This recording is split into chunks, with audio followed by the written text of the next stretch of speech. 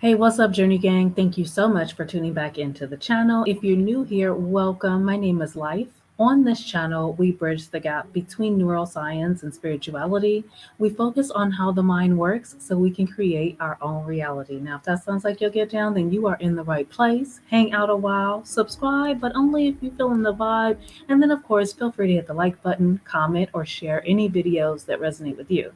In today's video, we are talking about understanding programming. Okay, I've mentioned this several times here on the channel that there are people who know how the mind works, they know how our minds work, and they know how to program us to do whatever they want us to do.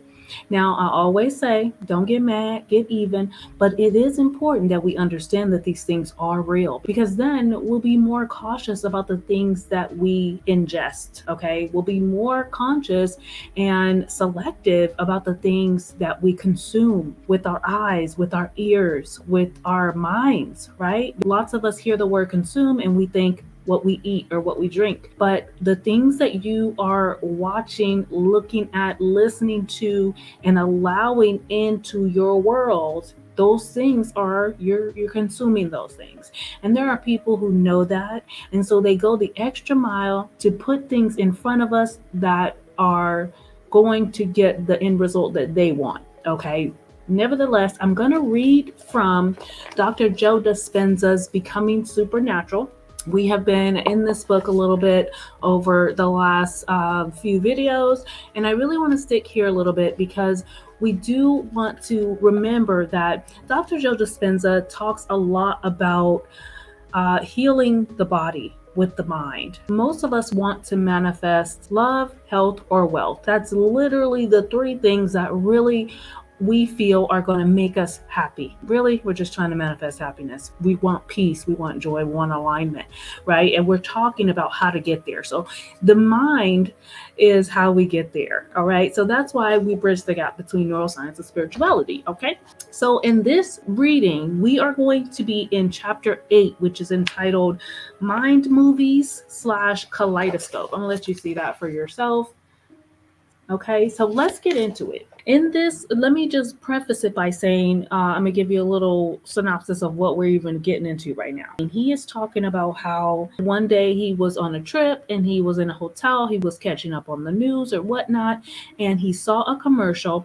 And the commercial made him understand further because he is a doctor. He understands what's going on, right? And he studies neuroscience. But the commercial made him understand more clearly why television is called programming. Okay, so I'm going to read quite a bit of this and we're going to dissect it a little bit. Okay, I want you guys to feel confident and comfortable leaving your thoughts in the comments. So as I'm reading, please go ahead and respond appropriately in the comments. So the commercial began with a nighttime exterior shot of a couple's home.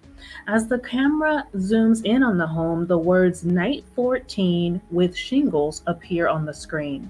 When the shot moves to the interior, music plays while an elderly man moans in pain at the foot of his bed. His concerned wife enters the room and asks him how he's doing.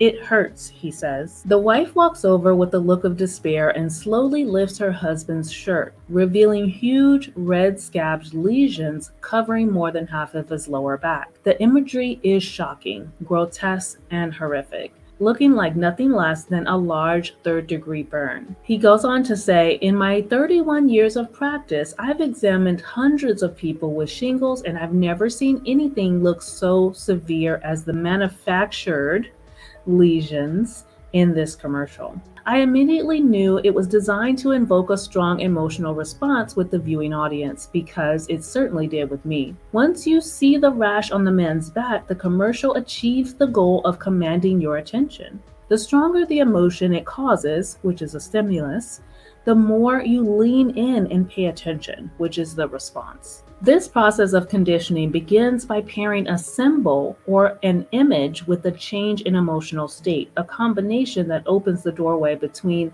the conscious and the subconscious mind.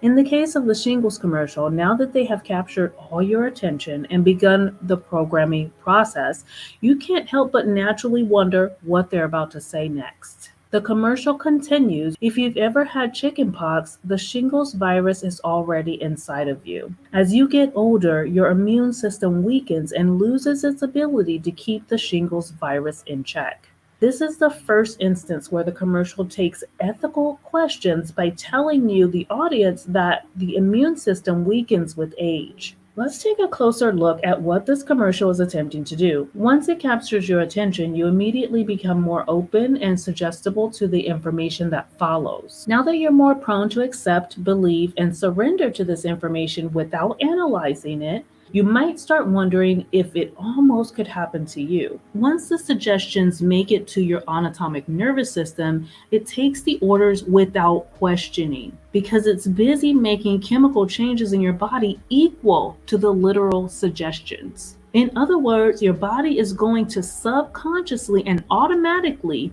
be programmed to weaken your immune function. In conclusion, you're at risk and you better not wait until you contract it. So you'll be even more motivated to buy the drug. What the clever, if not unethical, advertisers understand is that the message is confusing and disorienting to your conscious mind. At the same time, however, they're programming your subconscious mind with the idea that your immune system is weak. This type of programming makes you wonder if you really have free will or if we're all making choices based on what we've been conditioned to believe is the answer. Most of the time, advertising appeals to lack and separation by reminding you to want what you don't have, desire what you need to fit into a social consciousness, or satiate a feeling of emptiness and loneliness.